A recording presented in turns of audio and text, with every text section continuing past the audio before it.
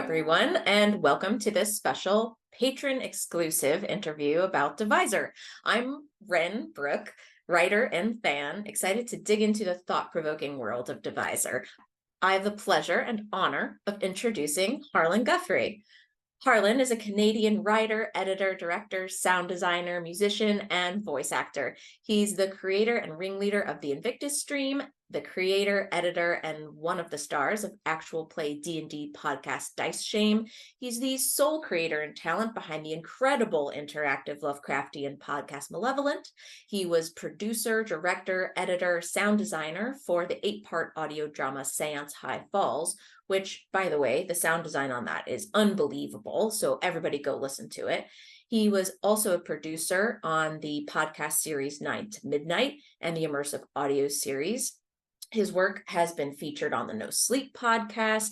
He worked on season 2 of The Town Whispers. He's also a musician who composed all the themes for Malevolent and for season 2's Dice Shame. And most recently, he was the sole creator and talent behind Deviser, a limited series sci-fi horror audio drama, which reached #1 on iTunes across half a dozen categories all around the world. And that's not even all. But if I keep going, we won't have time for the interviews. So hello, Harlan. Hi, wow, holy crap. Thank you, first off. Do you feel exhausted just hearing that? No, I feel weird about it because I don't know, it's never, like I'm very much 60-second chunks. Eat the elephant, take it as it comes. And when it's all lined up like that, it feels more impressive from that perspective than from this perspective. From this perspective, I'm just doing the next thing. But hearing like that, it's kind of like, okay, cool. That's kind of neat.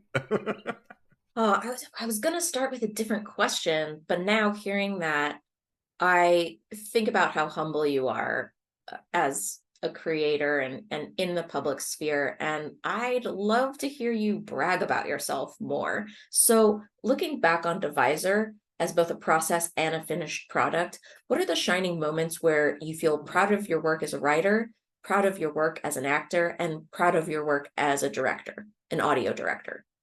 Oh man, great question, which I'm probably going to be saying a lot. And just before I answer that, I will say thank you so much for doing this, Ren. This is awesome, and I really appreciate your time and your thoughtful questions. And you put so much work into this, so thank you already. But okay, so as a writer, actor, and director, Yeah, writer, actor, and director. yeah. What were my proudest moments as a writer? When it came to Deviser, when I was sort of outlining the plot and kind of figuring out what I wanted to do, I really wanted it to be about the AI and Dad and his relationship with Son, his creation.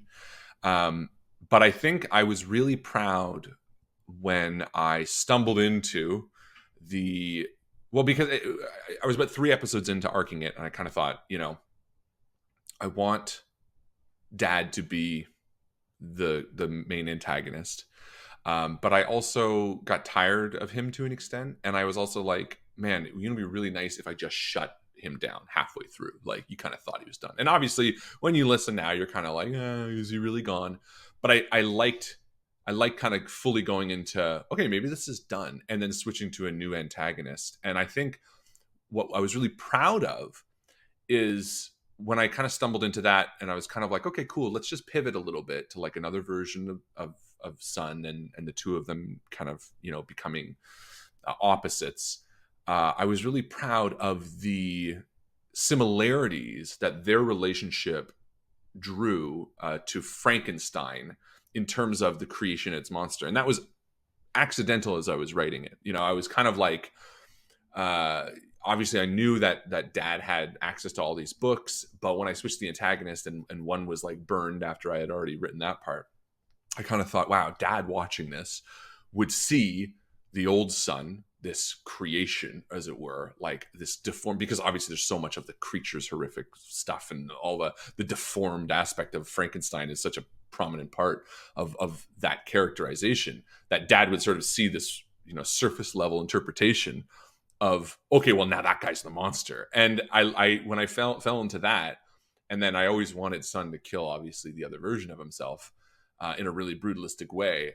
I like the idea of dad interpreting that as kind of like, oh, this is the way that Frankenstein should have gone, and like getting excited by that. And that felt really kind of organic in a way that I was really proud of, because I liked the idea that dad sitting back and watching this would create his own connections to the source material.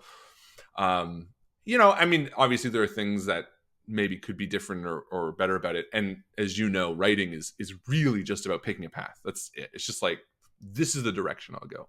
And with Deviser being like my first foray into a contained series as a writer, I wanted it to feel comfortable in the way that a lot of stories like this do. I didn't want to be pushing too many buttons or boundaries at first. I kind of wanted it to feel at the end like it was like, okay, that touched some things that felt fresh, but it also felt really comfortable in the way that it kind of wrapped up really nicely. I didn't try to get too like esoteric with it or anything like that. But I really did like that added kind of feeling a little bit into writing, that I was like, okay, cool. So we switch antagonists, and also it now becomes dad seeing the stories out in his creations. And what about as an actor? Oh man, yeah, actor. I don't know. It's really tough to think of myself as an actor. I don't know why. I think it's just because when you're directing, you're really seeing the whole piece. You're fulfilling your vision. And in a way, it's sort of like, okay, so here's this picture I want to paint, and I know that the picture has to be in yellow. So you just get yellow and you fill in the blanks with yellow, and then you're like, perfect. You don't really stop and think about like, oh, this color yellow is so perfect. You're just kind of like, cool, I did the thing that me as the director needed to fulfill. And that's kind of why I usually feel weird about thinking of myself as an actor in that capacity, because when I'm writing it, I'm already saying it in my head, like, okay, I'll just get that done. It's almost like a sound effect where I'm just like, okay, there'll be a shotgun there. I put the shotgun sound effect in. I don't think about the quality of the shotgun. Okay, let me rephrase then. Okay. Which part when you were writing did you think, "Oh, I'm gonna act the fuck out of that"? Great question. Definitely when dog dies, I was like, well, I want this to be the part that like humanizes son in a way that, because I sort of purposefully kept him not unlikable, but just I didn't work on making him a protagonist that you were rooting for. What I really wanted him to be was an empty vessel of sorts, just kind of like you could either you could be that person and you could agree and disagree with his decisions, but my hope was that you agreed with the stuff that he did. I kind of wanted it to be like, okay, well, the power goes out. Well, what I do? Well, I turn it back on. Okay, someone's going down there. I would do that. And that's the same reason why, like, when there's a point at episode 3 where, me as the logical protagonist would be like, I'm shutting dad down. It's like, I'm not dealing with this shit. I tried to fulfill that. My hope was that the listener would be like, why would you keep this thing on? And then when son's walking down there, you'd go, good, that's what I would do. I wanted him to be more like that. Yes, that's exactly how I felt. Well, that was my goal. So what I really wanted to do was have that as his purpose, but not really humanize him until the dog thing. And that's why he doesn't really say anything about the dog until that point where he says, I'll remember you. And then you're like, okay, now I'm tipping from, this isn't just fulfilling the decision-making process of me, but now it's a character. And I wanted to make it a distinct decision at that point, because then I wanted what came next, the brutal killing, to feel like it affected you. It's like, you did this. So that acting was probably the most important, to feel like it was genuine when he was blubbering and crying over the dog. I wanted to make sure that it didn't come across as too angry or too sappy. It had to felt earned, I guess, is an easy way to put it. And then in a sound effect way, directing the sound effect, man, there's like moments in Deviser that I had in a visual or auditory, in like a dream or like a thought while I was lying in bed. And I was like, oh, I need to get that. And like, for example, one is in episode 2, when the elevator stops, you hear these lights and they alternate.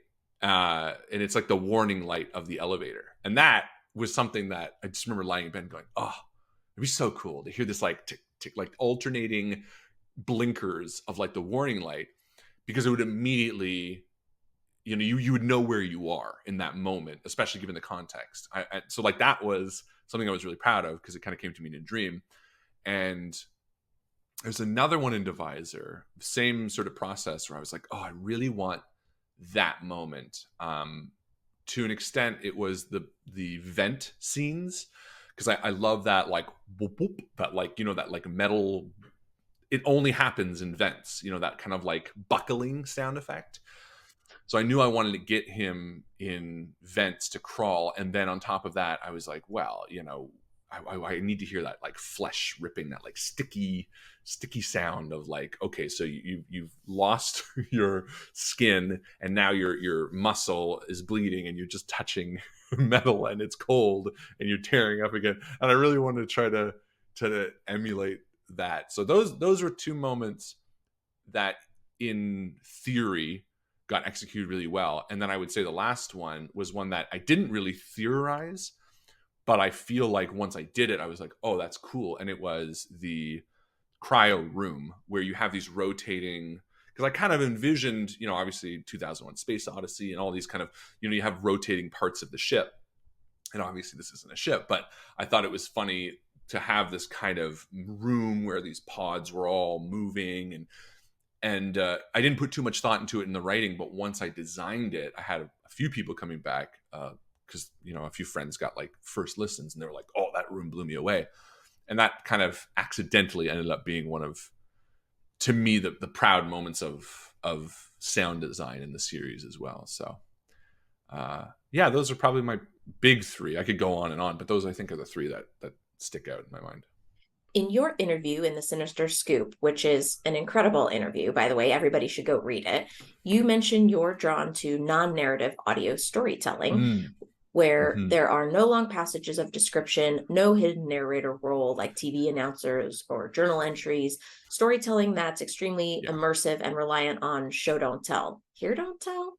Hear don't explain. I We'll don't come know. up with We'll it. come up with it. Increasingly in your work, I see you challenge yourself to tell stories with less or no narration. Why are you drawn to this kind of storytelling? Great question again. And I'm going to stop saying great question. Everything is a great question. I can tell already, because you put a lot of work into this. So again, thank you. But why am I drawn to that? Because to me, it's obvious. Like, to me, that's the thing that kind of frustrates me to a degree about audio drama, is that we kind of have fallen into this narrator role, but because it's easier.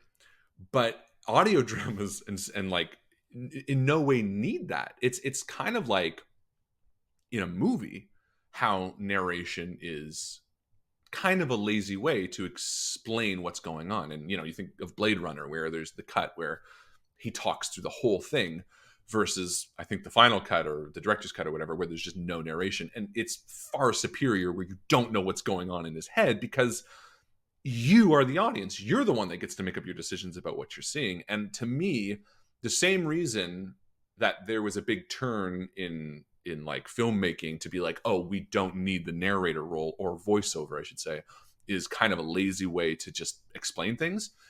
I challenge more audio designers to put the work in to make that change as well. And again, and I want to make it crystal clear that I think if you want to make a narrated show, that's fantastic. And I think that's awesome. And there's a role for them, and people love them, and I totally get it. But most of the time, and kind of the people I'm addressing, the ones who go for the narrator role, is because it's too difficult to do the other way. And what I challenge them is to, well, but think about it. Think about how you could do it. I totally agree. If you're writing a story and you're trying to communicate that your protagonist suddenly realizes that there's a gunman in the corner building, that's really tough without narrator. But I challenge you to examine the scene and find ways, maybe working backwards, to get what you want without relying on that, crutch, which it can be at times. To think, okay, well, rather than just have him narrate that in his head, is there something I could do? Could I plant earlier? Could I use the auditory space to communicate that in a different way? And sometimes most of the time it comes at a sacrifice. You end up having to write kind of within the means of what you're doing. But I think that's a strength. It reminds me of my days when I went to broadcasting and film school, where you can write a sci-fi action epic adventure, but you're not going to film it. Like, how are you going to shoot that? And there's a real strength in writing within the limits that you have. And to me, when you do that with auditory, you'd be like, okay, a giant spaceship comes overhead. If you're like, oh, I don't have any sound effects, I'll just describe it. It's like, cool, that's fine. Or find another way about it, like be creative with it. And I think in stretching yourself, in working that muscle, you end up sometimes accidentally finding new paths towards getting what you want in a way that ends up being really exciting and sort of pushes the boundaries of this art. You know what I mean? Which, it's no different than any art where it's like, cool, yeah, here's all of the art from this century to this century of like people. And then they got tired of that. And they're like, cool, well, you know what? Maybe I don't want to do people anymore. Maybe I want to do like cubism and I want to make the people look kind of weird. And now I want to do avant-garde. And now I'm Jackson Pollock and I just want to throw stuff on a canvas. And it's like, when you push art, when you try to make it in new ways, that's when it gets really cool and special. And that's when it starts getting more recognized. And, just because something is easy doesn't mean it's the only way it can be done. So anyway, that got a weird, passionate tangent, but I feel very strongly about it. That's why I asked. I know you feel strongly about it. I'm interested in following this tangent and for you to talk more about what sets the audio medium apart from other mediums of storytelling. When you're considering what format to tell your story in, why would you choose the audio medium? What is it about the audio medium that really opens up an artist's palette? Absolutely. And I think to a degree, going back to what I was saying about like the filmmaking, writing within your means, audio has a much wider ability. It can tell vaster stories, again, because the sort of expected inclusion of a narrator, as well as the fact that the budget, if you want to get a spaceship in a movie, you got to get a spaceship in a movie. If you want to get a spaceship in an audio, you just say, especially if you're using narration, you say a spaceship flies overhead. And you go, like it's really nice to kind of bridge that gap, which I think, and it's similar to sort of the advent, or rather the commonality of like garage band albums. Like there was a time where if you wanted to be a musician, you had to rent studio space and get a band together, and like a piano was a piano. You couldn't have a keyboard that would like have all these VSTs and make it sound authentic. And now you can make an entire really good quality album that sounds like it's recorded in the studio at your home with just enough work. And I love that. I think that's one of the best things in the world for creative talent. And that's the same thing with audio. And it's becoming the same thing with film, which I love because it just means that more people have access to making the stories that are in their heads and in their ears and in their hearts and all that kind of stuff. But the idea that the audio medium really breaks down that barrier means that a lot of these people who think in visual means, but their budgets are too big or their kind of dreams are too big, now have the ability to tell those stories. And I've spoken to many people, some filmmakers as well, who, would reach out and be like, hey, I have a few like unfinished scripts and I've always wanted to make them into movies, but they're just not really doable because of their scale. I want to try them in audio. And that's a great kind of bridge. And because audio is now getting more popular, and to an extent, it's pivoting that way very slowly and in small ways. But I think people are starting to see the value because you can also do so much more, right? You don't have to you can garden while listening to an audio drama, and because the quality is going up, it's kind of all turning over. I think there's such access to audio dramas, and if I'm proof, you don't need a whole crew either. You can just do it all yourself, which is really exciting and interesting. And I encourage a lot more people to try it. Okay, so knowing this about audio, knowing what's already been done and what's possible, I have a kind of dream big blue sky question for you. Charles Champlin of the LA Times wrote in 1968 that 2001: A Space Odyssey was, quote, The picture that science fiction fans of every age and in every corner of the world have prayed that the industry might someday give them. It is an ultimate statement of the science fiction film. What, to you, Harlan, as an audio drama creator and consumer, do you pray for? What would be the ultimate statement of an audio drama? Wow. Um, the ultimate statement of an audio drama. Yeah, that's a deep question.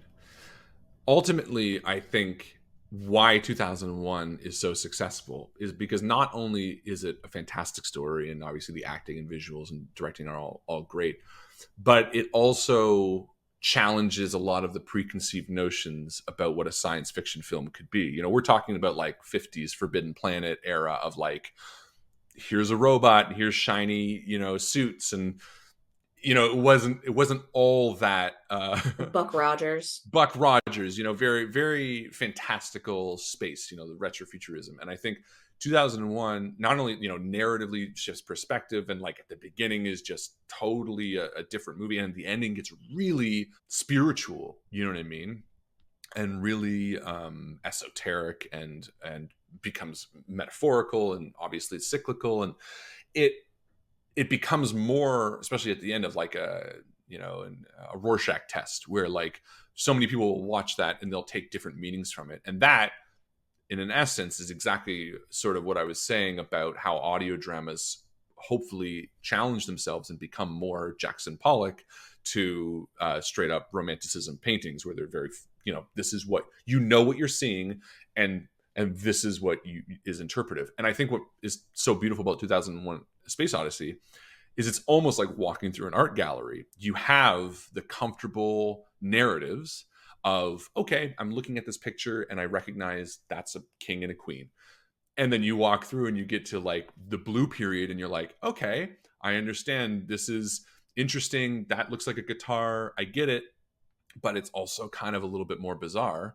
And then when you get to the end, you're just looking at these impressionistic works that are sort of, what do you make of them? And by becoming sort of an all-encompassing art film, a film that really checks all the boxes in terms of the viewer's wants, you're appealing to the masses in a way that appeals to the individual masses rather than just the majority. I think it's become a perfect example of what every art should hope to accomplish. So if audio dramas have, if there's an audio drama that ends up arcing and appealing to sort of the majority in terms of a comfortable story, but also has elements that make you question what's real, but also pushes the boundaries of what you've expected of an audio drama, then, that becomes the one. But you also need a mind like Kubrick to like grasp that, and he was a brilliant mind, like genuinely a brilliant person, and it's really difficult right now to put a lot of weight behind creative endeavors for brilliant minds. Happily, there's a lot of people that are still doing it, and I think there are a lot of brilliant people that are in creative spaces, but not audio yet, to my mind. But soon, I'm sure. Did that answer the question? Kind of forgot the question. Oh, yeah, that answered the question. What was an audio problem, like a tricky audio problem in Deviser that was unusually fun to solve? Oh, that's a good question. Going in order, every episode has pretty much a problem that came up. The first episode was the breathing in the walls, how to establish that there's someone else in the walls without being too obvious, and that was pretty tricky. Had to have like kind of a theme underneath it, like a a hissing, so it didn't sound too weird and wasn't too obfuscated. That was a problem. It wasn't particularly fun to solve. It was just kind of like trial and error. I would say the next episode had the elevator scene, and I wanted to show that it was this vast, you know, um, expanse, and there was a creature at the bottom of it, I think, or like a humming or a monster's grunt or something. And I would say that was probably a fun problem to solve. The reverb and the echo and the distance was really fun to, like, when he opens the hatch, boom, and the reverb sort of fades in, because that's now you get to hear what's coming up. Excuse me. There's like little clinking and stuff, and the weight of the elevator moving, that all gets reverbed, and it paints this space from this small little elevator to this. And it's interesting because that's something that you could never open the hatch on an elevator and look up and have experience. You could never experience. And yet, because of societal, context, and how we know how things sound in tunnels, it was so easy to replicate. I don't think I've ever looked down an elevator shaft. I don't think. But I know 100% what it sounds like. And kind of going back to that question about, like, context and how dad could misunderstand the stuff. There's a great example of something very small that you could listen to, that scene of son opening it and calling down this elevator shaft and be like, well, that's clearly an elevator shaft. And yet you've never seen or talked in an elevator shaft. It's just minor context. And it's not until we really think about the stuff of how much we have through other comparable things. Like, that sound because maybe you've looked under your house and there's a crawl space or something like that. So, but anyway, that changed from space. I always get a good feeling of problem solving and fun when I get to kind of pan from a space to another space. So I'd say that elevator scene was a problem. How to show that movement, that got solved really fun. Even when he's unscrewing the things, because I have, like, again, I'm visualizing it. I was like, I don't want it to just be a hatch.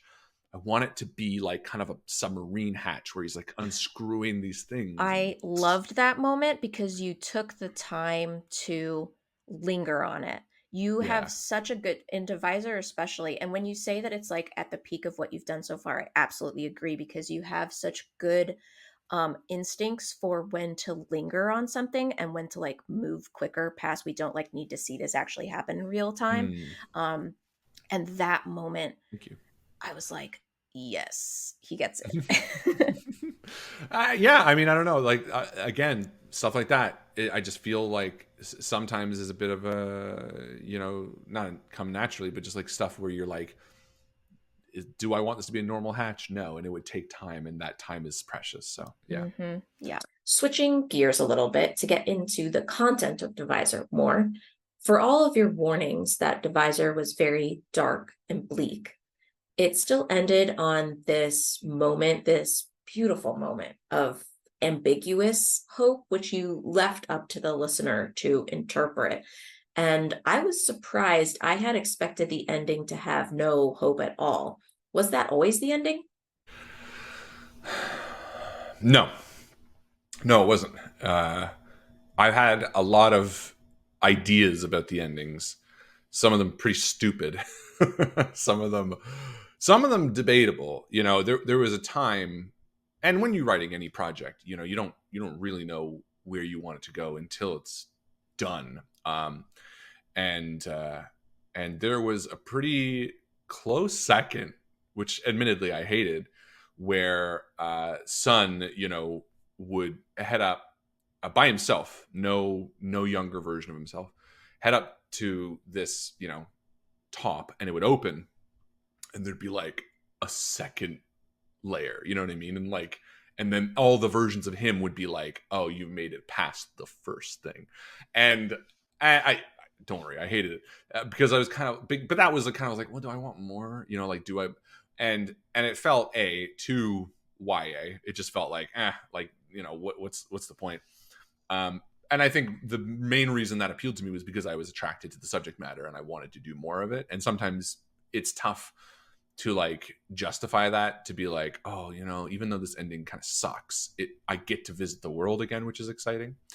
I also kind of had a change of heart for Dad because I like the idea of, AI, because really Dad's role is more or less kind of a noble goal, just a really fucked up way about going about it. Like, the idea that humanity is ended and this AI wants to recreate it is kind of a story of hope. He just does it in a fucked up way. And I had considered that last episode to kind of tonally be different and be a message more of hope. But again, And I think I could have done a good job of it. Like, I don't think it would have been wrong, but I think it would have undercut most of the rest of the story, as well as changed tonally the overall thing. So, but I honestly was going to have him kind of go out to like a nothing world, until I came up, and the addition of a younger version of Son, played by my son Henry, wasn't until kind of the 11th hour. That was a thought I had, and that's when it clicked for me that the ambiguity is important. And I was kind of like, that's because to me it's about cyclical. It's about, here's a father and a son, and a father and a son, both of them not actually fathers and sons, but kind of the idea. And obviously this speaks to me as the writer in terms of what I'm trying to tell and my perspective. And yeah, at the end of the day, everyone's take on it is really important. Also, what intention I'm putting is important for me to feel like I've done a good job. And for me, that was the intention. And having the younger version of Son at the end, about kind of like hope and kind of what the hell would he do next with this, especially given the context of what he's done, was really, really important. So that switched it, or kind of solidified the fact that ambiguity was necessary. But the ambiguity, once the younger son came in, it was 100% the right path. I realized. Yeah. It's very difficult to write hope without becoming preachy, but you manage to have these very moving, genuine moments of hope and earnestness in both Malevolent and Deviser. How do you thread that needle of having a moral core without it becoming a Sunday sermon? I think a lot of it comes from my own belief system. I would describe myself as atheist if I didn't despise labels. So I don't believe in God. I also don't like being called an atheist. I feel very like anti-religion, obviously, as a lot of my work comes across. But I have a lot of people in my life that are religious. My parents, my in-laws are religious, and obviously I see the value of it. But for me, I've struggled with kind of justifying, especially in my youth and to my more religious friends, my views on how I see life and hope. And I think by sort of just defining my own moral compass, especially in a way that doesn't come across as preachy, because most of my friends, being like that, I kind of just, okay, here's where we're at, have allowed me to articulate that in a way that hopefully doesn't come across as such. So I think, and I've kind of mentioned it before, but there's a quote by Stanley Kubrick about, how the fact that life has no meaning gives us the ability to create our own meaning. However vast the darkness, we must supply our own light, which is basically to say that internal spark is the thing that gives us purpose. And to me, that's the definition of hope. The idea that you don't need any external force or power to give you purpose. And I genuinely just think by feeling that on a daily basis and trying to define my life by that, it makes it easy to explain that in a context that feels genuine without feeling preachy, as you said, is my think, at least, or is my thought, I suppose. In terms of supplying our own light, in the book Man's Search for Meaning, author Viktor Frankl wrote, "The very meaninglessness of life forces man to create his own meaning." Can you relate that back to Dad trying to make meaning with his limited data? I don't think it's funny because I think Dad is kind of the antithesis of that. I don't think he could, being an AI. I think that to me is a uniquely human experience. And when you take the artificial intelligence, he couldn't exist without meaning. And that's kind of what I was trying to do by showing their parallels, that here's an AI who existed for thousands of years and couldn't believe that he wasn't there for a purpose. Therefore, he becomes, in my kind of mind, an analog for a believer in God. He had to think that there was a reason, and he talks about this in the way that he was created by a higher power, a scientist. So he says, well, why would the scientist put me here if I didn't have a purpose? And this kind of, again, echoes my feelings of religious, and then you have son, who's kind of embraces that, hopefully at the end, with the ambiguity that, okay, well, I was created for no reason. There's I was a freak of nature. Can I create meaning out of that? And that's kind of that ambiguity at the end that I'm hoping, maybe people take away, to realize that son, in his meaningless existence, the fact that he's not even a human, he doesn't really know what he is, can find purpose now that he is away from that. And really, those two characters are meant to represent those two arguments. But yeah, no, I don't think dad could see himself existing without reason. And that's kind of what was his, not his downfall, but it's definitely what framed his character. Oh, that's so interesting. And I somehow hadn't thought to add the scientists to that cycle of these fathers and sons and creators and creations. And that's one of my favorite themes in Deviser, is creation and our responsibilities to our creations. If all parents are creators, what responsibilities do they have to their children? Hmm. I mean, if you want to be a good parent, obviously to craft and shape and make sure your child becomes somebody that is better than you. Obviously, it's always the goal from a parent to make sure your kids are better. The problem is we're human and we have egos and problems. And when your kids end up being better than you, you sometimes have problems with that because you're a human.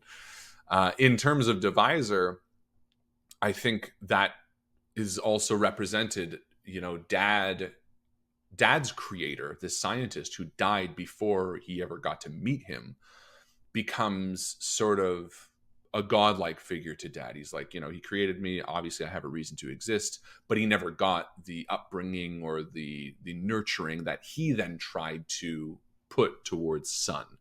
That he tried to, in his own mind, when you have no frame of reference, he's like, well, I'll put him through these tests because that will make him better. That will make him a perfect version of a human if he can pass this and that. And because of the limited resources, dad reading Fido, understanding that, the mortal body isn't at all connected to the soul, so I'll just waste that one and the soul will transfer. It's ignorant and naive in a way, but when you have no frame of reference, when there's no value put on the mortal flesh, and a lot of people witness it, and see it and say, oh my God, how could dad be so visceral and burn all these things? But that's a completely human value that we're putting on that. That's societal and experience and the understanding that when we cut ourselves we hurt. But if you don't have that, there's no value whatsoever put on that. And to me, I always find that interesting when people are like, oh my God, how could dad be so terrible to these people? But he doesn't see it as that. Like, to me, it's no different than making a clay figure and being like, I did it wrong, crush it up and make it again. That's the level of pain he thinks he's causing. He's like, well, it'll cry, but it'll be fine. And to me, so that responsibility of like a father guiding their son, depending on how they want to raise them, or a parent guiding their child, really comes down to what kind of person they're hoping to make. And if they're trying to make someone better than themselves, which dad was, which I try, which most healthy parents do, then I think being there for them is the best thing you can do, which is what dad did. Did dad succeed in those responsibilities? Was he capable of succeeding under those circumstances?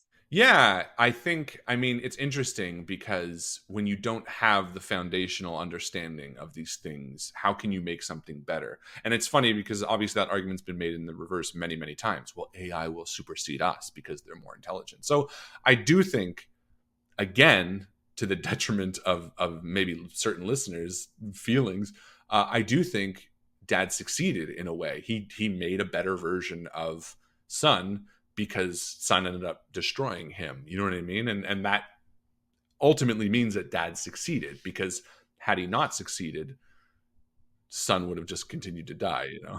I think some would say that son succeeded despite dad.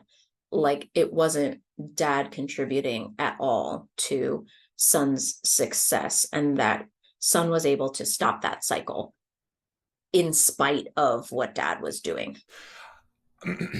It's interesting because there's a narrative that I'm using where we have our experience and our parents, and I'm kind of comparing that in a way, obviously, to a fictitious example where son wouldn't have those years and years of experience behind, but rather a bred and programmed sense over all these different versions. You know what I mean? So no, I do think it was on dad, weirdly enough, to that this version of him changed. So dad changing allowed son to succeed this time. You saying dad changing reminds me of the final moment where dad says that he's proud of son and son says thank you, which just absolutely rocked my shit. That became my favorite moment when that happened. I was just like, fuck. Yeah. It was so, I wasn't expecting it. It totally hit me in this vulnerable spot that I was not expecting at all. Well, and it's funny. I mean, when I and that actually, just to go back to a question from earlier, that was the last thing I added because I had everything in the show exactly as it is. But it ended on dad just being gone and son and the younger son riding up the elevator.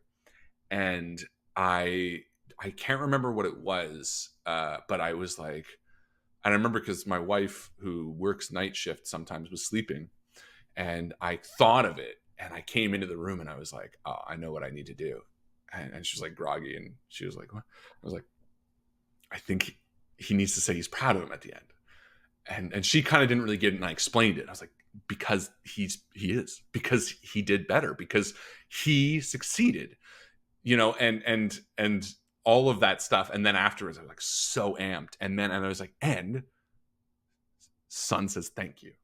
And she was like, why? I was like, because he would. And I like, once that clicked, I was like, that to me makes it all click for me. I was like, that's the thing. It's just the final. And it's so funny because tiny little things like that. And I've said this in many times in my real life.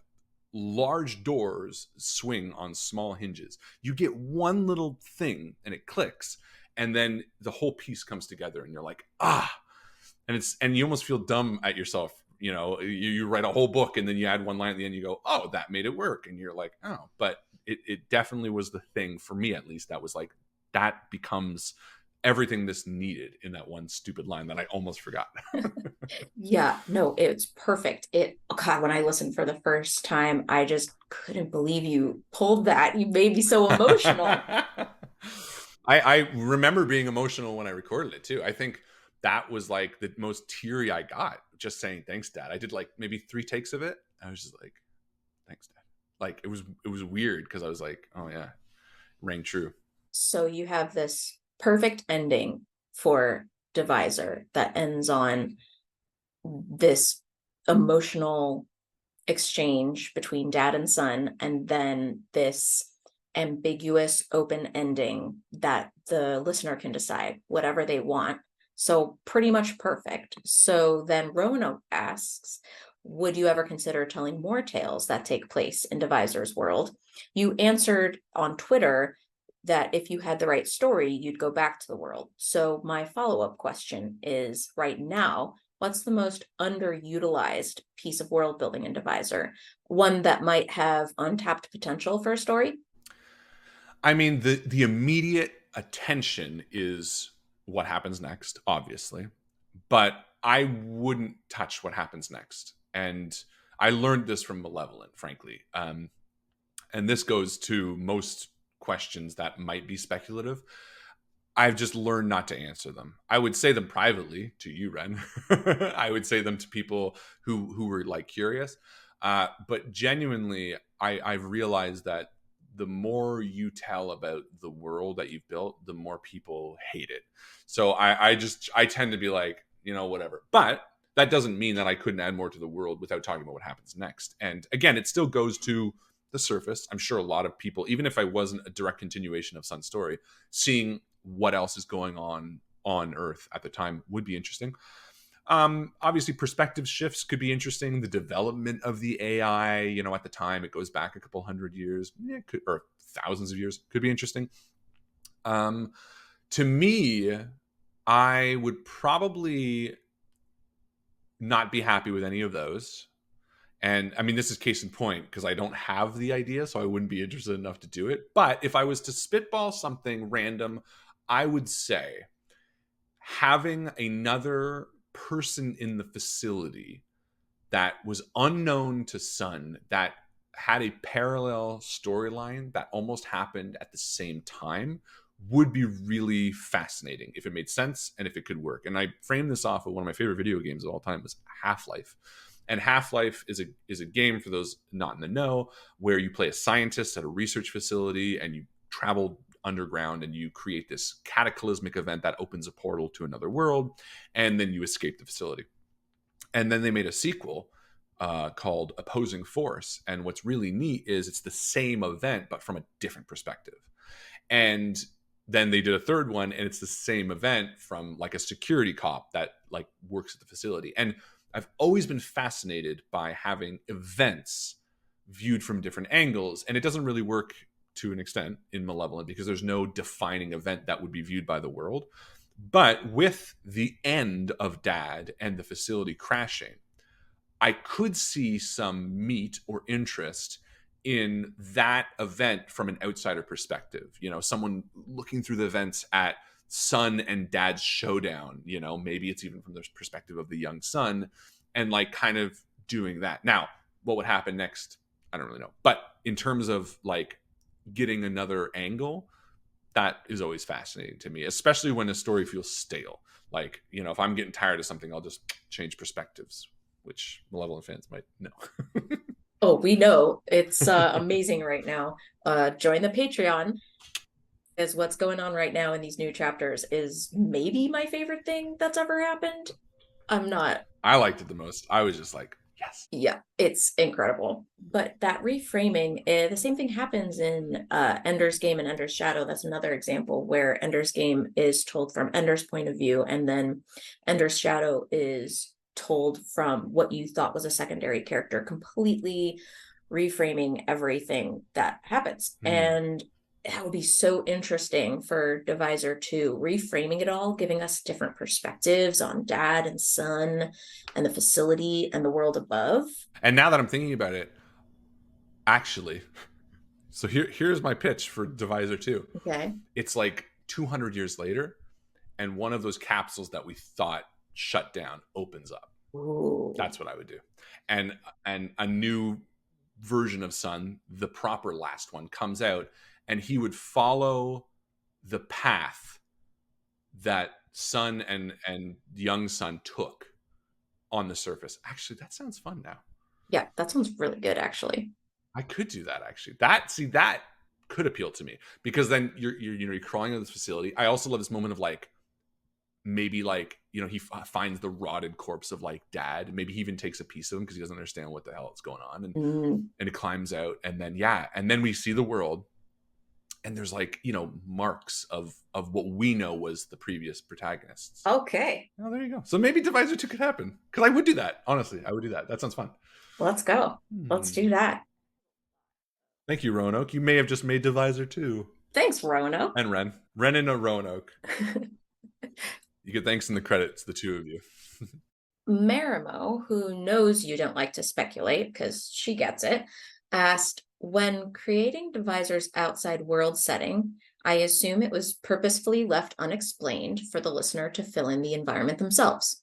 But did you, as the creator, have any particular environment in mind when writing?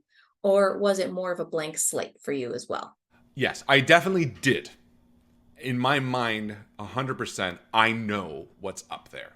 I won't say what it is, but I definitely wrote with that in mind. Okay, I was wondering because, sometimes I will do way too much world building that never makes it into a document just to know it for my own edification and to make it feel real. But then other times it's like, well, I know this is never going to come up. And so I'm just not going to figure it out. And it is going to be a blank slate. Oh, 100%. And I do that with a lot of things. But when it came to this, I don't know, but Deviser had a different heartbeat to it in general. Like I wanted it to be contained. I wanted it to be tighter. I wanted it to have a definite end in my mind that felt like an end. And I also just wanted to prove a bunch of people wrong, frankly. Ooh, prove a bunch of people wrong. Was that the impetus for making Deviser? What were the motivations for making Deviser? Good question. Honestly, so Deviser there's a few reasons for making it. Number one, at the time, there were a lot of naysayers saying that Malevolent wasn't horror enough. And I was like, all right, you want fucking horror? I'll give you fucking horror. Which ultimately I should have made Deviser darker, and the next one will be even darker. And that's funny once you realize what the next one is, because there's a joke there. But anyway, so being like, all right, I can do horror was one. Second one was I had a lot of sort of people to the grapevine that I overheard kind of saying that I wasn't a very good writer. And I felt a little upset by that. I was like, well, because the nature of Malevolent, I don't have a decision-making process the same way you would. And most people thankfully see that as like a strength, to be like, wow, here's somebody who can't even make decisions every week for the most part and is still telling a story. But there's also a small vocal minority that's like, ugh, like, you know, what's going on here? So I kind of wanted to be like, look, fine, I'll write something that I'm proud of, and I'll do it, and I'll show you that I can do it. And again, for the most part, other than like the hardcore sci-fi fans that are like, what is this? I've seen this before, not understanding that I'm also trying to kind of make it a comfortable horror. I wasn't trying to be like, you never heard this before. You know, I'm really proud of it. And also, there's nothing new under the sun. Well, I know. People we were like, oh, this is I've seen this before, and blah blah blah. It's like, well, you've seen everything before. Like, you've heard my name before. Like, that's how it works. But anyway, and then I also wanted something that was a really tight, contained, high quality example of my work, because Malevolent is a really difficult thing to show my skills. Like, if someone's like, oh, can you act? I'm like, yeah, here's like a 5-minute clip of me crying in episode 23, but there's no context. Like, you don't understand why I'm doing anything, you know? And acting, when you're judging acting in a bubble, like, yeah, okay, maybe like an acting coach or like, you know, what do you call them? Like someone who hires actors, a casting director. Maybe like a casting director will be like, oh yeah, I can see what you're doing there. But like, most people require context to see the breakdown. So I also wanted something that kind of acted as a resume, to be like, hey, if you like want to hire someone for sound effects or writing or directing or acting, here's Deviser. It's only 2 hours. It's like a movie, 2.5 hours. It's like a long movie. And I think it best exemplifies what's going on right now in my creative like process. I think at the time of its release, it best exemplifies what I can do. So yeah. So haters who said I couldn't write, haters who said I couldn't do this, and prospective fires. And then obviously the story. Like, I genuinely was like, man, AI is messed up. But I wanted to tell an AI art story in sort of a roundabout way, because I sat down thinking like, okay, cool. How do you do that? And I was like, well, you know, you could either have a story about AI art, or you can kind of say, hey, here's an AI who creates art and takes, you know, jobs away from humans. What would it be like if an AI created a human, and like, what would be all the thing? And it kind of played in the background because I didn't want it to become a political argument necessarily, although I feel strongly about it, obviously. But yeah, those are all my motivations. Great question. Glad I got to say it. Going off that very last bit about the topic of AI, you did such a great job addressing all the current issues around AI and all of the complexities, but in a way that doesn't make it feel too reactive or trendy. Ray Bradbury said science fiction pretends to look into the future, but it's really looking at a reflection of what's already in front of us. Mm, yes, which I really like. I've never heard that quote before, but that makes a lot of sense. Which is exactly what you do with Deviser. You do so well coming at the topic sideways, making us think about the present, even while we're listening to a story about the future.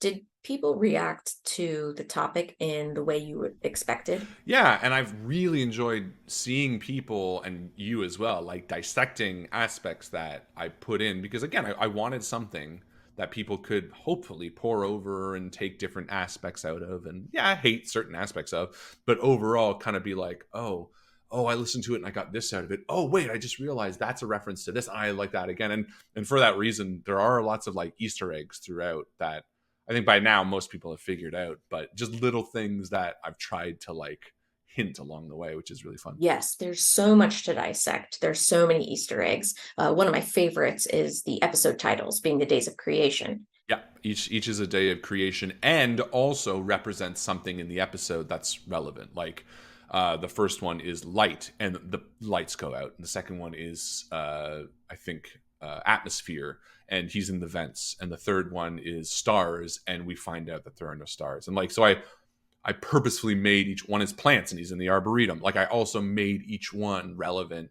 to the context of it too, because like it's one thing to name the episodes, but if there's no real meaning behind it, it kind of loses a bit of its focus.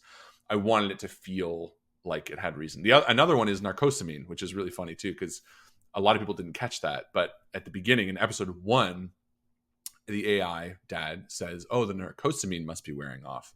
And narcosamine is a fictional drug in Childhood's End that Yan, the main character, takes when he transports to the world. It's like a sleeping drug.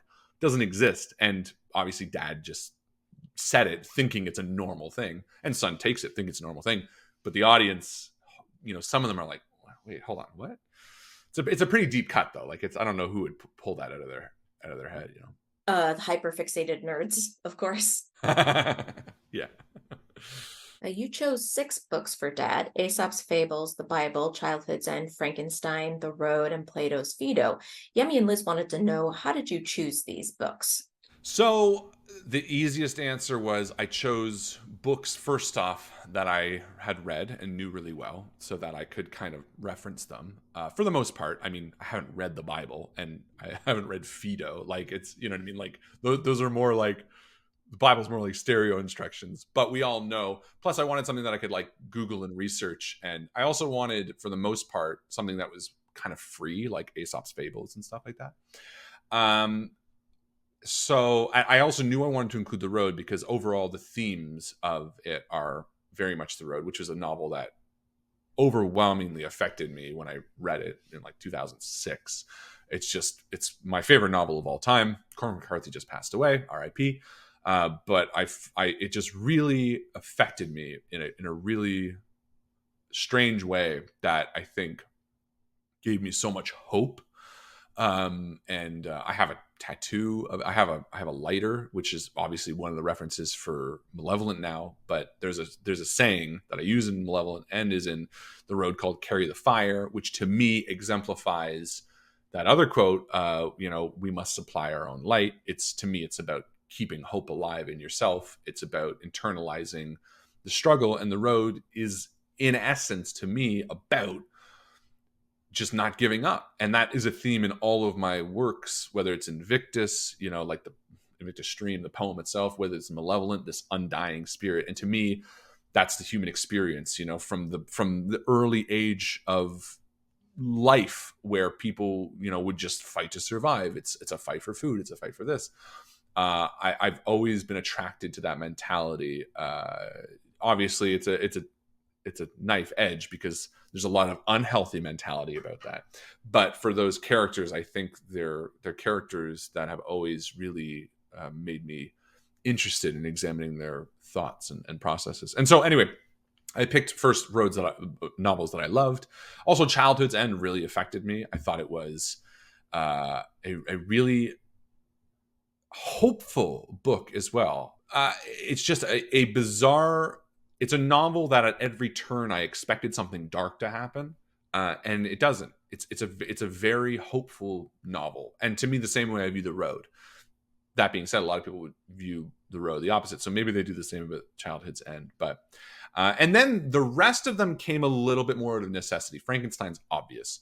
Phaedo was a bit of a justification because I wanted to play with Plato's cave, because obviously there's an important element of like the AI training Son to view a certain truth to the world. But when I was researching philosophical texts, I lean more towards Phaedo because of the benefits of the repurposing of the soul and stuff like that. Plus, in the end of Phaedo, he kills himself, so it's got like the death kind of exemplified. You know, the text talks about how the soul is not connected to the flesh, and then the protagonist, obviously not a story, but ends up dying as well. I think takes like lilac in the bath, and not lilac. What's the poison? Hemlock in the bath, and just dies. And so kind of, you know, the AI would be like, oh, well, if they're willing to die, then of course they must be telling the truth. And then the Bible kind of was, again, it was my least favorite edition. I really debated on the last novel. There was another novel I was going to put in, a French novel, which I can't remember the name of right now because it had elements. I hadn't read it, but I kind of knew the summary. But I went back to the Bible because of obviously the quotability, but also the expansiveness of just how many elements could be drawn from it by the AI, of just how many moral interpretations. Aesop's Fables was great because I needed something that would appeal to children. Obviously, the AI would like want to tell them these things. I really enjoyed picking out what would make sense and also using them as a source of inspiration in Childhood's End. And this was kind of an interesting note because some people were like, well, you know, the Bible doesn't depict the devil at all. Like, you know, and I know that Childhood's End does. Childhood's End is the one that describes the devil exactly as it appears in Deviser. Even the text, like the way that Son, or you know, says with scales and all that stuff, that's how it appears. So that also kind of added to the Bible too, because it's kind of like, well, now we have a justification for the devil to exist. It's mentioned in the Bible, and now it kind of gets to connect, which is really, really fun. We now know context as to why the appearance in Childhood's End is scary, because he would have it. So yeah, a combination of passionate about the stories that they're told, themes that I want to represent, and necessity. That's a perfect little behind the scenes, because I don't know if people think writers have read everything they reference, but most authors I know, myself included, haven't read or watched all of the things they. No, I couldn't. The Bible, I mean, I tried reading the Bible once, but and Phaedo, again, it's kind of like a, but I think what's kind of fun and beneficial about the way Deviser frames them is that the AI misinterprets them as well too. And we don't know if he has the full book, but it did work to me sometimes only half reading them, because that added to the authenticity of Dad's interpretation. I really love that excuse. I have a fairly extensive annotated bibliography at the end of the novel I'm editing right now, and now I'm going to sneak in there somewhere, I didn't read this one, because it adds to the authenticity. For authenticity, I only research certain aspects so that so the protagonist could also feel that. Yeah. Lysander asks, how do you feel about the enthusiasm some people showed in forming a book club to discuss the works mentioned in Deviser, and their intention of revisiting the podcast to see what new things they would pick up after each book? Oh, I love it. I love it. I'm a little worried that you're not going to get too much more out of it, but I love, I mean, who doesn't love when people read your favorite books, right? Like, to me, there's nothing more enjoyable. I'm really excited for you all to be reading The Road. I've been wanting to read it again. I was kind of debating reading alongside, but I'm way too busy, unfortunately. But it's cool to see the interpretations. It's also a little bit disheartening when people don't like it, though, because like, you know, it's your favorite book, and these people are reading it, and they're like, "Oh, I hated this part." You're like, "Oh no!" But also, that's the fun of media, right? Like, it's people are gonna love and hate different things. I guess my only hope is that at the end of the book club, the people that read it, at the very least, walk away with some new favorite books of their own, or books that they really enjoyed reading. I don't want anyone to feel like they wasted their time, I guess is the only request. Yeah, I'm excited, and it's interesting. I'm really glad you're reading The Road next, because I think The Road was the strongest influence in terms of the overall tone of the series. Like I think the endings are similar, but like also some of the hatred of like humanity, like some of the stuff that dad puts son through to test how human he is, are like the trials and tribulations that the characters in The Road go through, in a way, like, because it's kind of about how much do you let the world break you, and that's what dad does to son. And so I'm really interested to see how you guys like that too. It's funny because there was a lot more connections I wanted to put from all these books in, but you want to walk that line between, especially when it comes to like being too obvious, right? Like if I made it too clear at the beginning that these were book references right off the bat, a lot of people would have been like, okay, something's up. And Deviser really is a twist. It's meant to be at a certain point where you're like, oh, okay. Like most people realize the AI is bad, and most people realize that, oh, maybe they're not in a spaceship. But the idea that he's trying to recreate humanity and only has limited resources, and that's when you're meant to connect it to AI and be like, oh, I get it. AI pulls from limited resources, just the art doesn't have any like connection. It's just trying to duplicate it. How would it look if it had incomplete information the way that art does? Once it gets to that point, that's really when like the thesis of the AI part kicks in. So couldn't be too generous with the novel connections. This leads great into multiple people wanted to know more about how you thought through dad's interpretations or misinterpretations of the work. How did you get yourself into that alien mindset? Scotty, in particular, wanted to know how you formed dad's interpretation of the Bible. So to me, and again, and it's good that we're talking about this because a lot of people were upset about the misinterpretations or something, but you have to look at this thing through a few different lenses. One, obviously AI, easy. But the second thing is context. We have context to all of these things. And I've heard a lot of people complain about Frankenstein and like his interpretation of Frankenstein. Well, we have societal context for how we view a human's life up until the point of Victor Frankenstein, and how we view science at the time and how we view science now. None of that is context for dad. Like he takes the start of the book, especially in that book, because The Road is kind of a nebulous time period. Childhood's End is the 60s, and also not really a thing. But Frankenstein is hundreds of years, 100 years before that.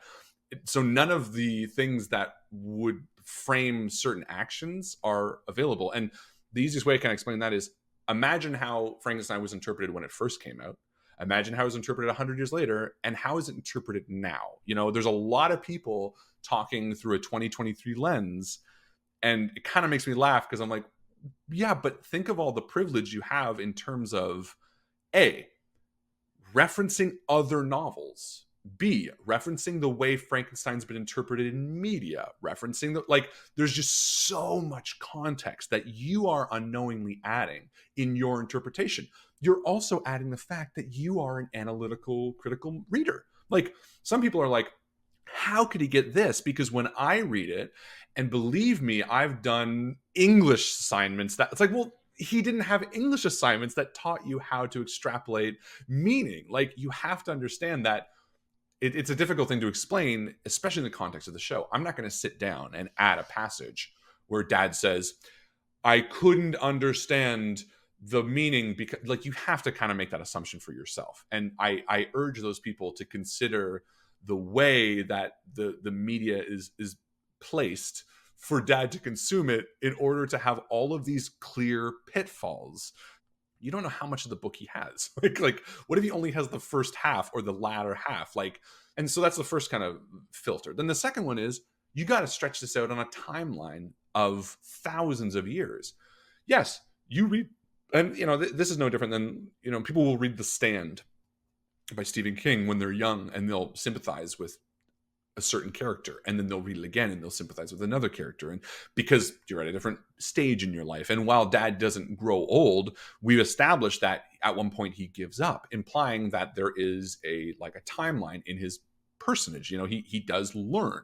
So when he reads it the first time, it's explicitly stated that he thinks it's factual, and then he learns that it's fiction. Like he understands that it's so. You have to understand that as he's also growing and changing, he's also getting different pieces. So the interpretation that you see out of Frankenstein, that perfect understanding, may have come to him 5,000 years ago. And then he moved past it when he kind of was like, well, you know what? There's a line in the road that changes the way that humanity is viewed because it's horrific. Here's a scene from this that has now made me question whether this happens. And now here's where I'm at. So what we're also seeing is just his current interpretation of all of the books in this timeline. You know what I mean? That's where he's at. Had Sun not broken out of the cycle now and we got another 10,000 years, who knows? Maybe it would have been a totally different interpretation. Well, and if you're trying to avoid narration, then you're not going to handhold the audience through all of Dad's thousands of years of, you know, interpretations of all of these works. Well, that's the thing too. A lot of a lot of complaints were stuff that makes sense, but I'm not going to explain it. I'm not going to sit there and write a 300-word passage of his speech to explain why. And as a writer, and you probably do this too, I'll have my internal reasoning. And even with pathing, sometimes people will be like, well, how would he get there? And I'm like, I know how he got there. Don't worry. If I thought it was important for you to know or interesting, I would show you. Just trust me that he's getting there. You know what I mean? But again, going back to that previous question about context, it's exactly why I didn't over explain why dad doesn't have context, because I kind of trusted the listener to kind of be like, okay, I get it. There's very few resources here. He has to make a ton of assumptions and learn how to be critical, and he learned wrong. So, when we asked the patrons to submit questions, part of Scotty's was actually an observation that I thought was absolutely incredible and wanted to ask you about it. She said, when Sun gazes upon Dad's form, he has such a visceral reaction, and I can't help but draw a connection to gazing upon the face of God. I love that. And I wanted to ask you, what do Dad and the Christian God of your experience have in common? So, and it's really funny, and I'm glad. There's a great question too, and I loved playing with these elements because in my mind, Dad didn't see himself as a god. He saw himself as a creator, but he saw himself as a hand of God, as it were. He saw his creators as God, and he saw himself as their purpose. You know what I mean? Until he got to the point where obviously we kind of meet at the end of the thing, and it kind of maybe clicks for him. Sun, obviously again has no context or understanding of any of this kind of stuff, but I did absolutely want to play with our interpretations of that moment of gazing at the face of God, of gazing at the face of this indescribable, overwhelming power, this creator.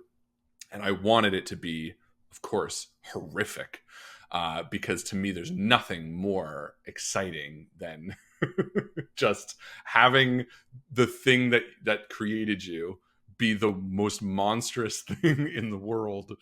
It just makes you question everything.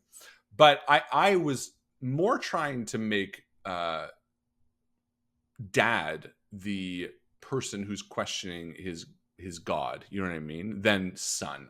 When it came to the religious themes, even though it's very clear that we're following Sun and his sort of relationship with God, Dad, I really wanted to show the perspective of someone who believes they're sent from God, aka Dad, and how they fulfill their purpose. Because to me, and this idea that Dad feels like he's part of God's plan, that he is the person that's meant to do this rather than being God himself, and then kind of realizes it at the end, is really, in my mind, almost made him the protagonist and of a lot of what I was trying to do, and a lot of the feelings I was trying to examine. And I think that comes out unknowingly in the last episode, when, especially when like dad's dying and he's like breathing and he's like, "You've killed me," and he's like, you know I didn't hard commit to it, because at that point I think it would have just been too weird to try to shift perspectives.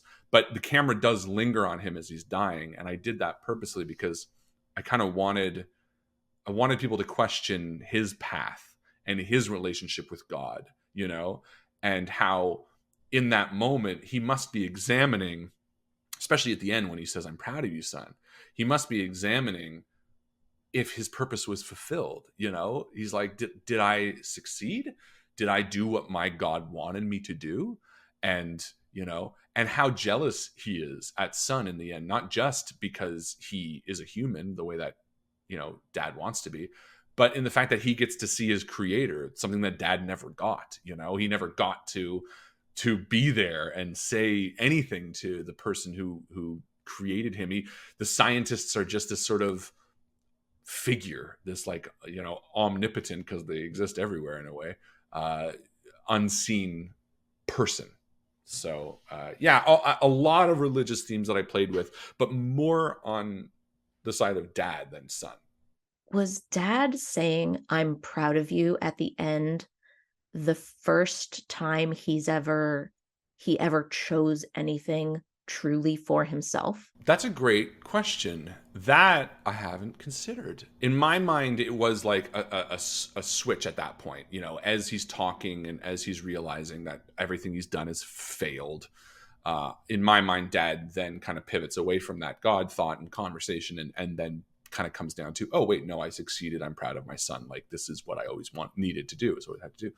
But in terms of that, I hadn't considered that. I mean, I would have to say that would probably open to interpretation, one of those things. In my mind, I have my answer, but I think it would have to be one of those like, what do you think type vibes, Leave it open. Yeah, because I don't want to come down too hard one way or another, because I really like that thought and that interpretation. During the Twitter Deviser Q&A, you said, "I enjoy darker stories as they make me feel grateful."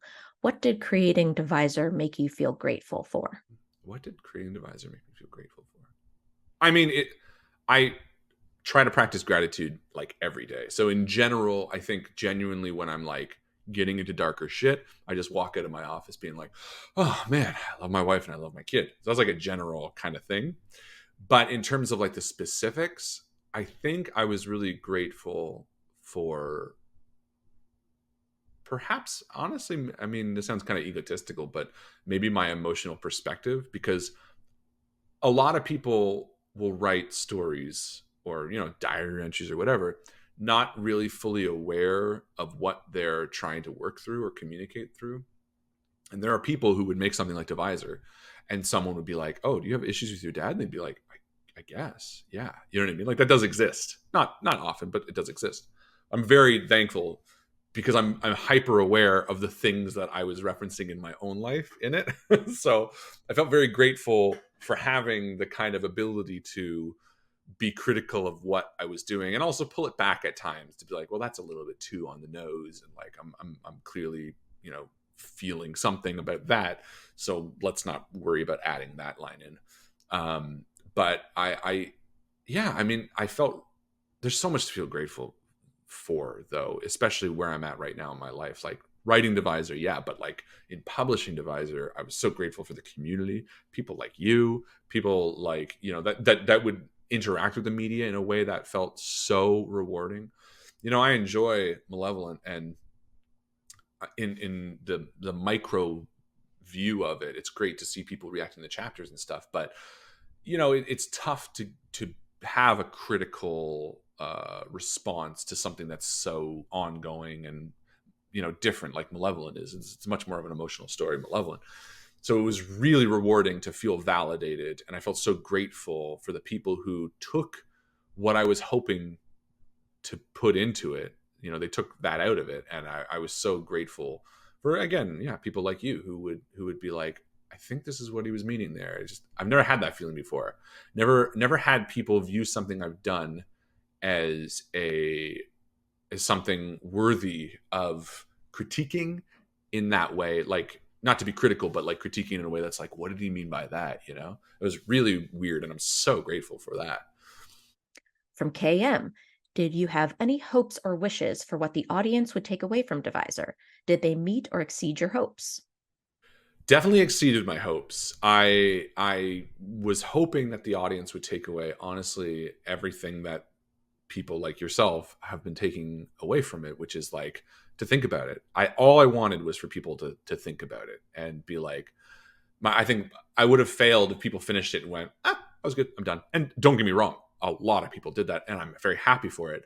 But it wouldn't have achieved what I wanted it to if people like you hadn't taken a little more out of it and been like, man, I'm thinking about it again, or like, oh, that was really cool, or it's like it's lingering with me.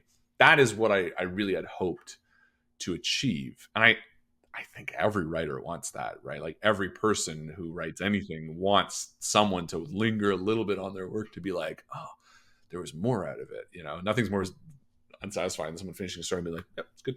You're like, okay. From Braden, which audience reaction thrilled you the most?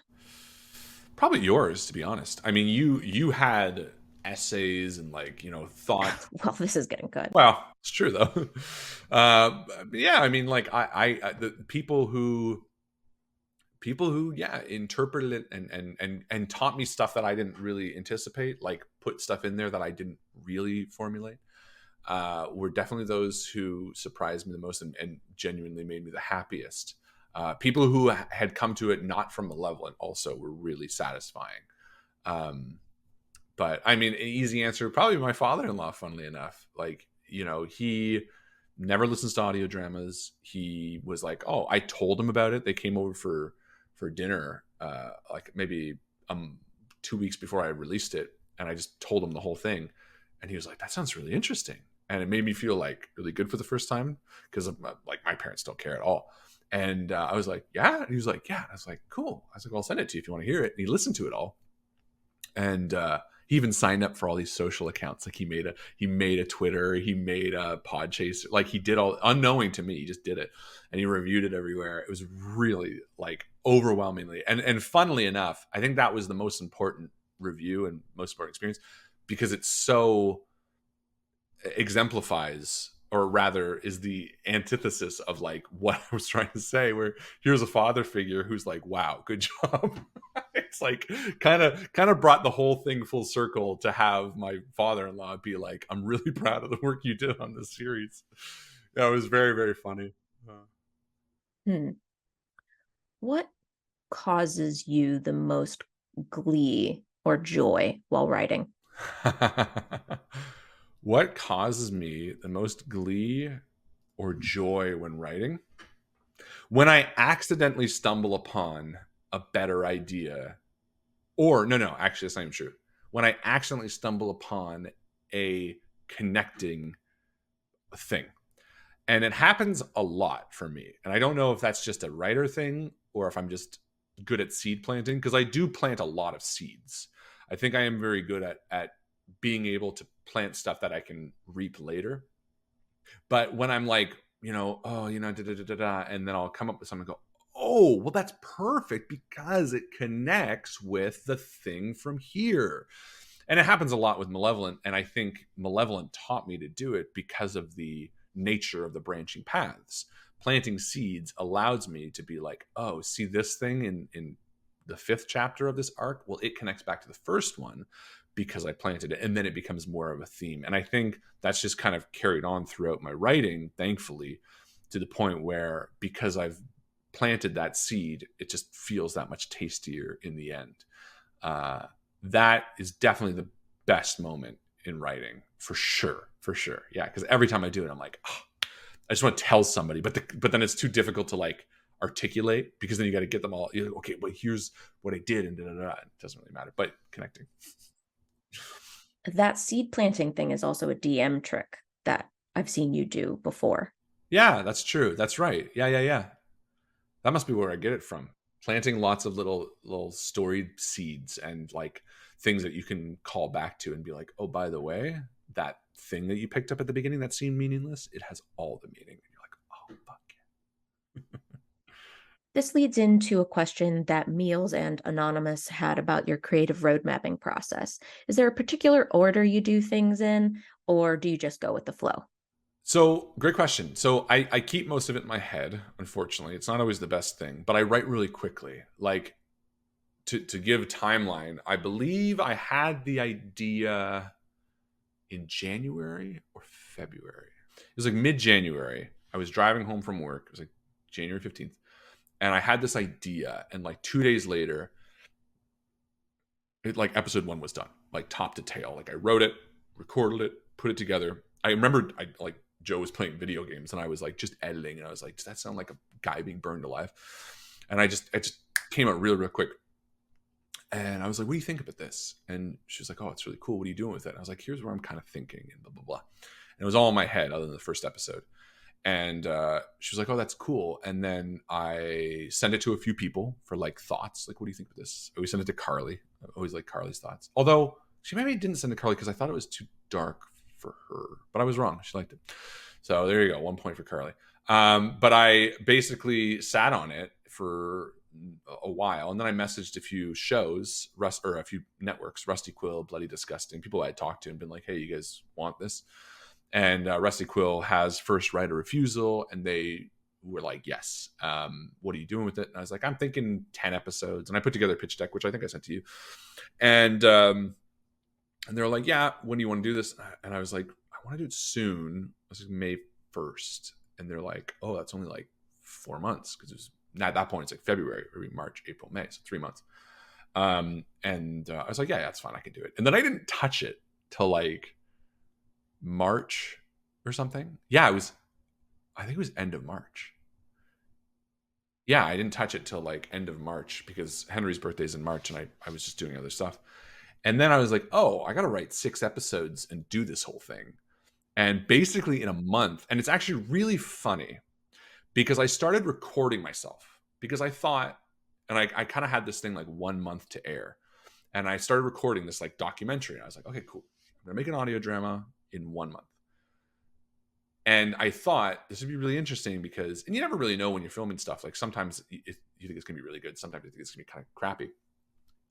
And I talked to the camera, you know, I was like, okay, I'm going to do all the vocals today. And I recorded myself in the booth. I have like footage of me being like, and screaming and all this kind of stuff.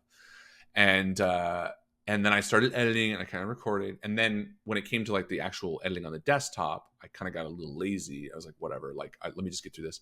And then I finished it like a week and a half and just like barreling through. And then I kind of like realized I was like, well, now I'm done. Like it's not as impressive to say 1 month to air, and it's impressive to say 1 month to air and then finish in a week, but it's not much of a 1 month to air if you finish it in a week and a half. So I was just like, well, damn, what do I do now, right? And then so then I sent it to Joe. She did all of her listens, gave me notes, changed some stuff, sent it to a few other friends, get some notes, change some stuff, and then like a week to launch, I was just sitting on it, which I know isn't an answer to your question, and I'm going to go back to it, but I wanted to kind of give context. So what I did do before March is I had my whiteboard. On my whiteboard, I would write out the arc.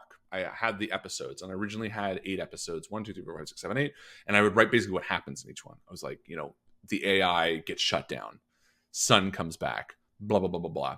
And then as I would get more and more fulfilled on it and kind of add more and more details, it would become essentially my outline for this season. And then I would just use that whiteboard and then I would start writing. And that was the easiest way to sort of visualize everything I wanted in the episode and find those connections between, you know, because for me too, like mini arcs are really important. Like I don't like just one bad guy. I like, okay, 1 to 3, 3 to 6, and 7 he comes back. You know, like I needed little things like that to kind of make it flow. But anyway, yeah, there's the answer to the question. And did your process for Deviser differ from how you create ongoing series? When I work on projects solo, that is more or less the process. I'm working on another thing solo, which I'll talk to you about after this, away from Prying Eyes, if you're curious. And I don't have to worry about any timing. I'm working on another project right now with a partner, which is obviously much slower, and it's got producers, so there's like kind of a different process. We're like doing the treatment and all that kind of stuff first, but I did do the same outline thing. You've said Deviser was born of your fears, including fear of fatherhood. You have a Mm, son, Henry, who's 6 now, and another kid on the way. Congratulations thank you. again to you and Joe. How would Deviser's themes of fatherhood be different 6 years ago versus your fears of fatherhood now? mm, wow. Yeah. I mean, so much of being a parent, especially before you have a kid, is unknown. It's just fear. It's fear primarily of whether you're going to be a good parent, how the child will turn out. You know what I mean? And I think Deviser probably would have been framed more about the unknown of it all. 6 years ago, it would have been about, you know, how to do this. It would have been about like the questions of, is son good or bad? But now that I have a child, the question for me and the fear is now about how to keep them safe, how to keep them alive, and how to give them the tools to best make their way in this world. You know what I mean? And I think that's more representative about the fears of fatherhood as I see them now. How can I give my son and my daughter, who's coming, by the way? I don't think I've said that before, but we're having a girl. Congrats. Thank you. How can we best give them the tools to like carve the path in this life the way they want? And there's so much fear around having children in general. It's a terrifying experience. There's nothing worse in my mind. There's no comparable death to a death of a child in a parent's eyes. Whether your parents pass away or your grandparents or friends, I mean, all of it's terrible, but I don't think there's a comparable worse than having someone you brought into this world pass away. And that becomes a lot more tangible when your child is alive, when you have kids and you're like, wow, everything out there can kill them.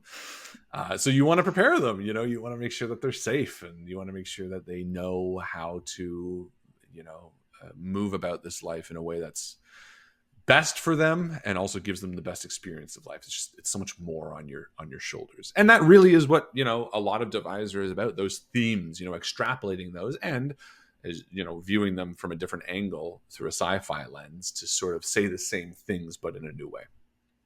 Is dad capable of those fears? Is dad capable of fear at all? That's a great question. I think dad's processes are similar, but I think his motivations are different. Like his processes of trying to put son through the tests to make him the best he can be are for the purpose of making the perfect human. But I don't think it's all that different from, throwing a kid in the deep end of the pool and just being like, well, that's how you learn how to swim. I've absolutely seen parents out there, putting on masks and scaring the shit out of their kids because they think it'll make them stronger. So you take a lot of these principles and you extrapolate them, and hopefully the motivations are different than dad. But I think that is what he's doing. He's preparing his son for the world, but also to be the next example of humanity, which in his mind at this point is the world, because everything else is dead. Dippity asks, do you have a personal philosophy on human nature or the soul that informed how you approached that question in Deviser? Yeah. I mean, and I've touched on this in many ways, even in this conversation, I'm sure. I have a very strong, um, you know, unconquerable human soul is very strong in my belief in terms of, pushing forward and the strength of humanity, and the idea that we supply our motivation and our power and our love of the world, and that it's a very internalized belief in terms of like the way I view protagonists as well, is that there's this unrelenting desire to continue on. And I think it's my way of sort of viewing my own mortality as well, and kind of being like, well, I'm not, till the dying light type stuff. And I think viewing that, seeing Sun as this character who wakes up not knowing where he is and loses the only friend he's known and doesn't give up and sort of spits in the eye of a god because he knows this is the path, because he puts forth it inspires me to feel more sure of myself too. And it's inspirational in a way that I really jive with. It really connects to me. And yeah, I think generally that's sort of my philosophy of life. And even though I don't always act it, it's always sort of a way that I try to live. You mentioned earlier that Sun is kind of an empty vessel in some ways, but to Hmm. me, Sun is one of the perfect examples of like complicated goodness in a main character that Mm. feels Hmm. very realistic and like somebody you can really root for. Um, Simone Weil said, imaginary evil is romantic and varied. Real evil is gloomy, monotonous, barren, boring. Imaginary good is boring. Real good is always new, marvelous, and intoxicating. And I see this in your work Wow. all of the time where you are making the imaginary evils um like they are still intoxicating to people because like people love Kane and people love Dad and they like latching on to like, but you make the imaginary good not boring. Like Sun is anything but boring. Like his choices are when he chooses to shut down Dad when he makes the logical choices. That's not boring at all to me. And the real good of the new and marvelous and intoxicating. I think about this isn't about Malevolent, but I think about Arthur and John and how you make their good very real and Mm. not boring. But my question is, why do we see so few examples of believable imaginary goodness in media? Mm. Why is imaginary good boring? And like, how are you making it look so easy? Wow. I've never heard that before. That's a fantastic quote. Imaginary goodness is boring. Uh, that's a fascinating prospect. Uh, yeah, to wrap my head around that whole question is tough, to be honest. Give me a second. Yeah. I'll, I I'll like read the that. whole quote again. Yeah. Imaginary evil is romantic and varied. Real evil is gloomy, monotonous, barren, boring. Imaginary Which I good, agree so far, by the way. All that I yeah, agree. absolutely. Think of like Twilight, imaginary evil. You know what I mean? It's like that's Twilight. Real evil. Yeah, I think of like I've seen. Yeah, Twitter. Um, yeah, yeah. imaginary good is boring. Real good is always new, marvelous, intoxicating. Yeah. I mean, I understand the idea of real good being intoxicating. I think the idea maybe that imaginary good that I kind of encompass that or I can touch on that at times is perhaps because the way we view real good, this sort of intoxicating, this like powerful, what were the words used again? New, marvelous, intoxicating.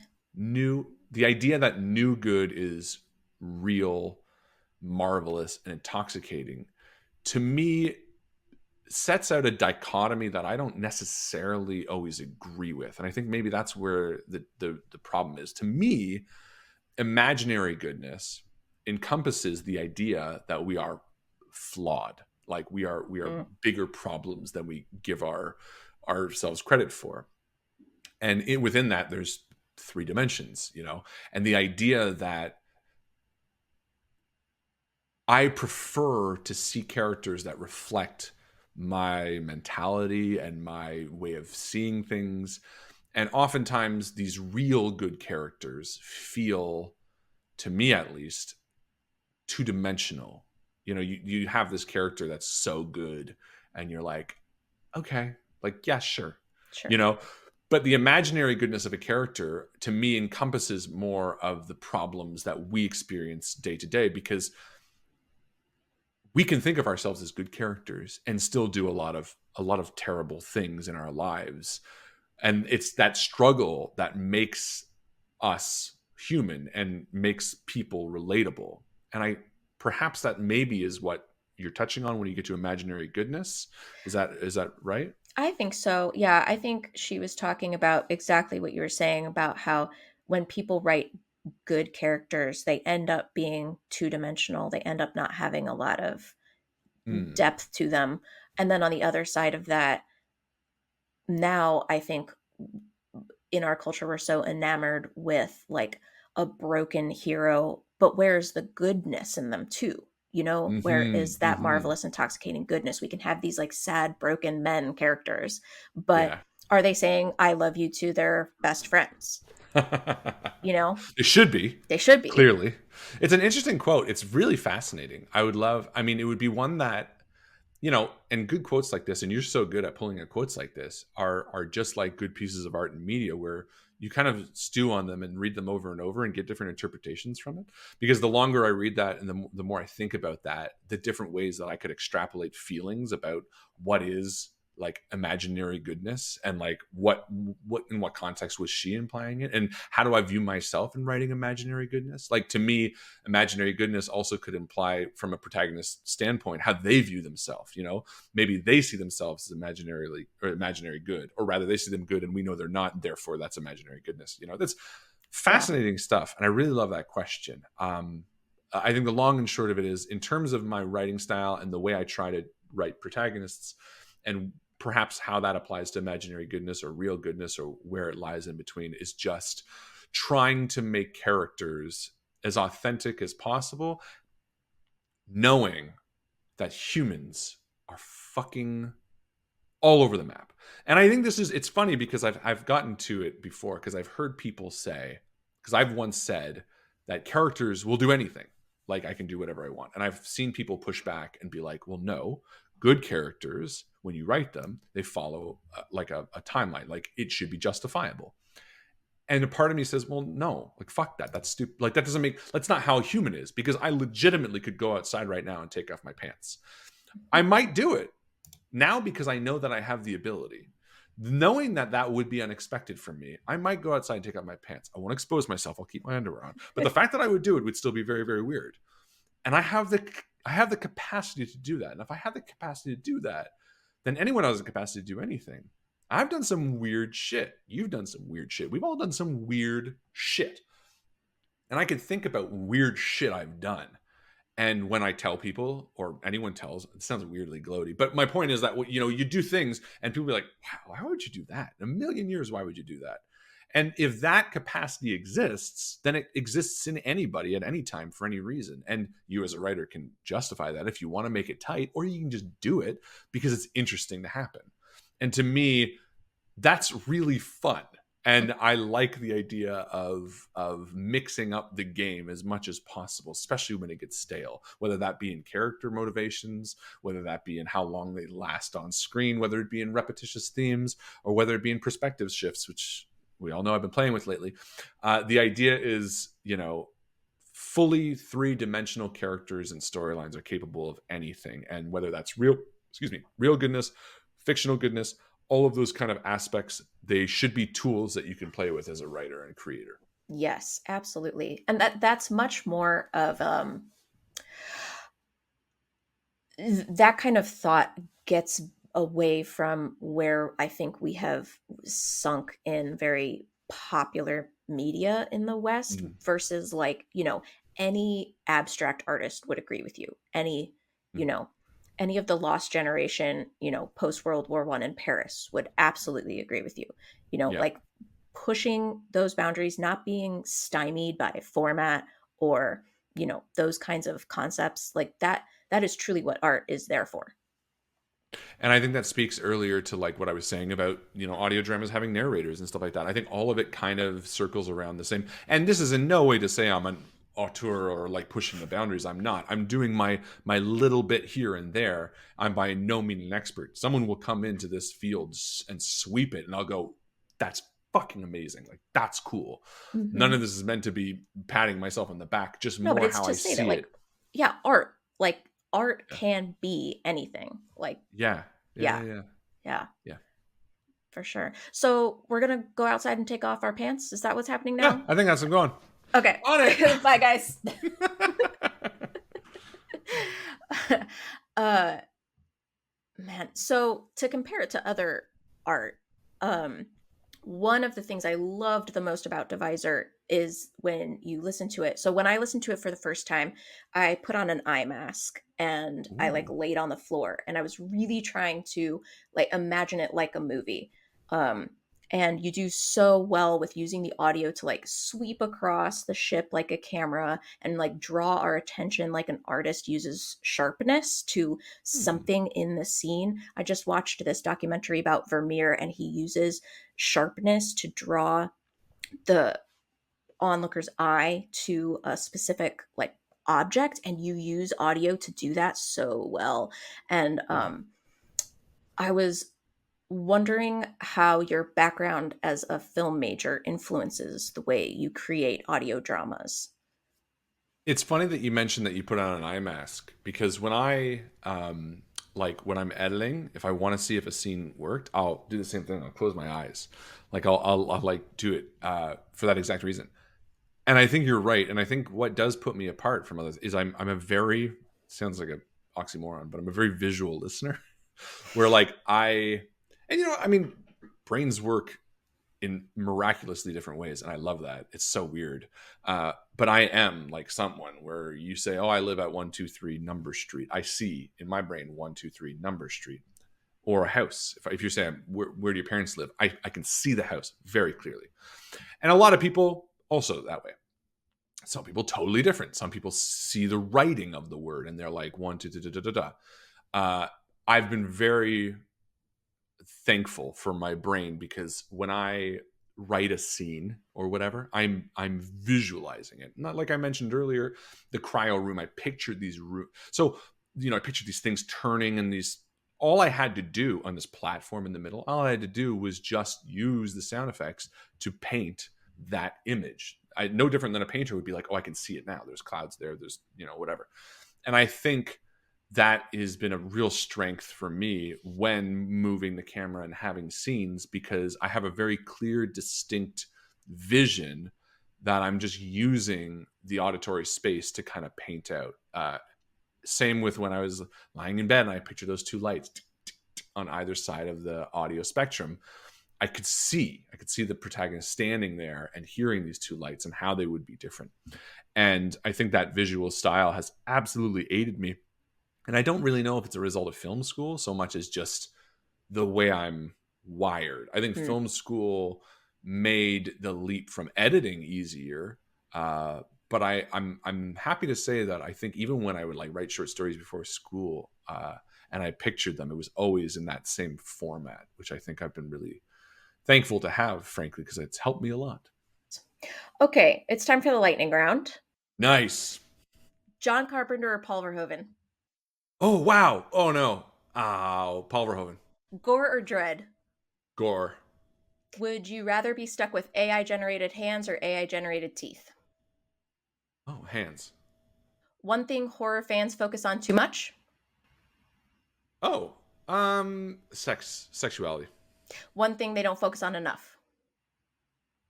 Uh, logical characters. Hmm.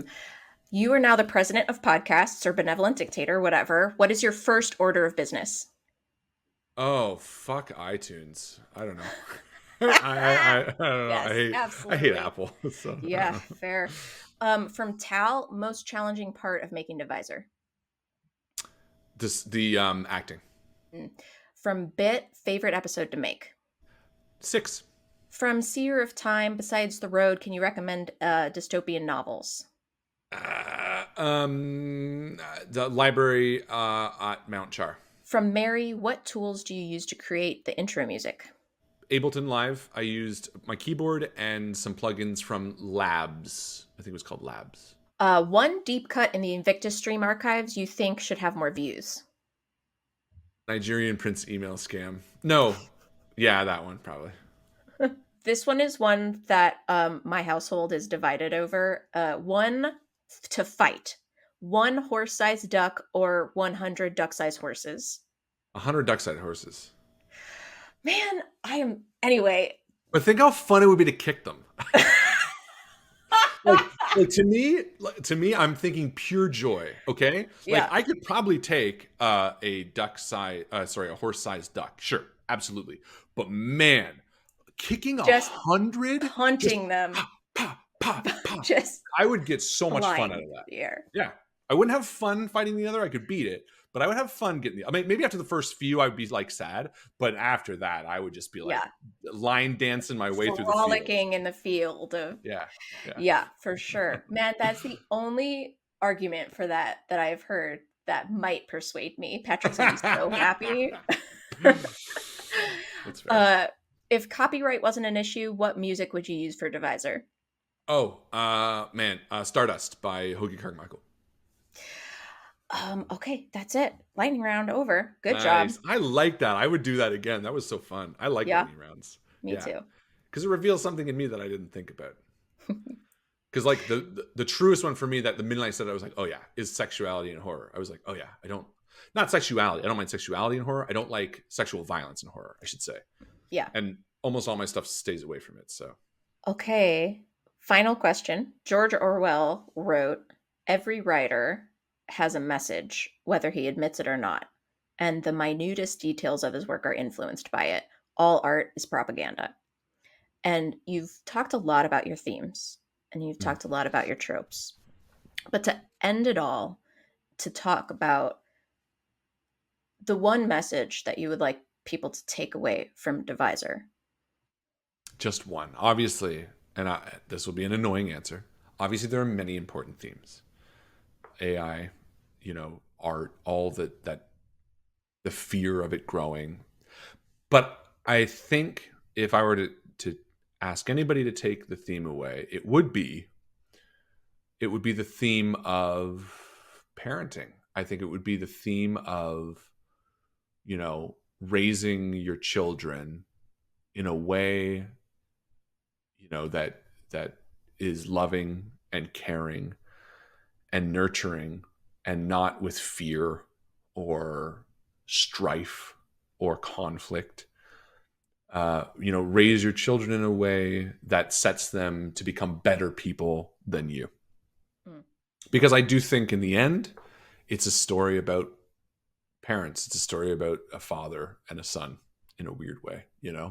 And I think that's exemplified by the very end of him being proud and him saying thank you. And I think you could isolate that last moment and just have that, and with no context, and that be the theme of it, of like, a father who's finally proud of his son, and a son who recognizes what his father did for him, good and bad. And I think that's what I put into it.